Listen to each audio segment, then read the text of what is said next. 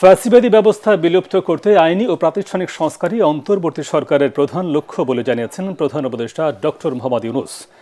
জাতীয় ঐক্যমত্য কমিশনের সাথে রাজনৈতিক দলসহ অংশীজনদের সাথে সংলাপে তিনি বলেন, সবাই এক হয়ে বাস্তবায়ন করতে হবে গণ অভ্যুত্থানের স্বপ্ন। এ সময় নতুন বাংলাদেশের সনদ তৈরিতে রাজনৈতিক পক্ষগুলোর সাথে আনুষ্ঠানিক ও অনানুষ্ঠানিক আলোচনা চলবে বলে জানিয়েছেন জাতীয় ঐক্যমত্য কমিশনের যুগ্ম আহ্বায়ক অধ্যাপক আলী রিয়াজ।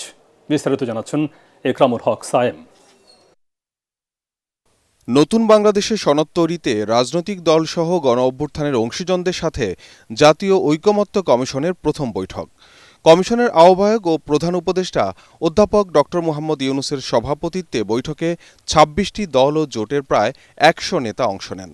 এই সংলাপের মাধ্যমে প্রথম অধ্যায় শেষ করে অন্তর্বর্তী সরকারের দ্বিতীয় অধ্যায় শুরু হলো বলে স্বাগত বক্তব্যে জানান প্রধান উপদেষ্টা, যা সফল করতে ঐক্যের উপর তাগিদ দেন তিনি। আজকে আমাদের সেই দ্বিতীয় পর্ব শুরু।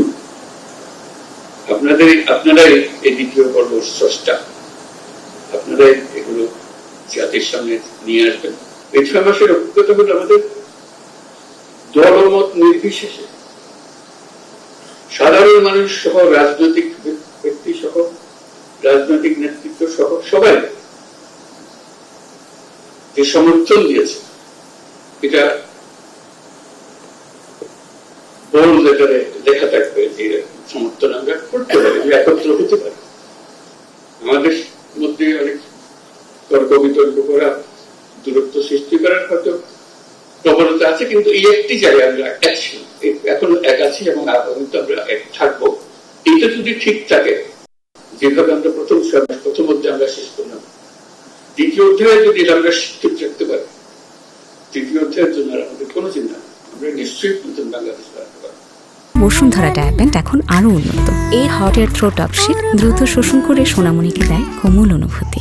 প্রধান উপদেষ্টা বলেন, সংস্কার এমনভাবে করতে হবে যেন নতুন নির্বাচিত সরকারকে নিয়ে আর বিতর্ক না হয়। এমন একটা দেশ করতে পারি যেটা সুশৃঙ্খলভাবে চলবে,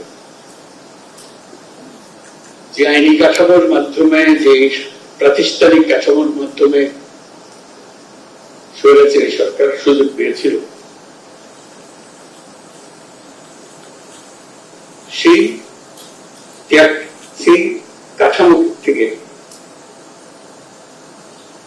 কাঠামো থেকে যেন আমরা পূর্ণরূপে বেরিয়ে চলে আসতে পারি।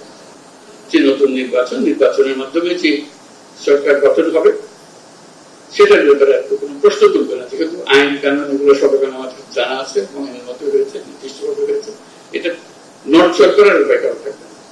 জুলাই গণহত্যা নিয়ে জাতিসংঘের প্রতিবেদনকে খুবই ইতিবাচক উল্লেখ করে ডক্টর ইউনূস বলেন, সরকারের প্রতি জাতীয় ও আন্তর্জাতিক সমর্থন নতুন বাংলাদেশ গড়ার বড় সুযোগ।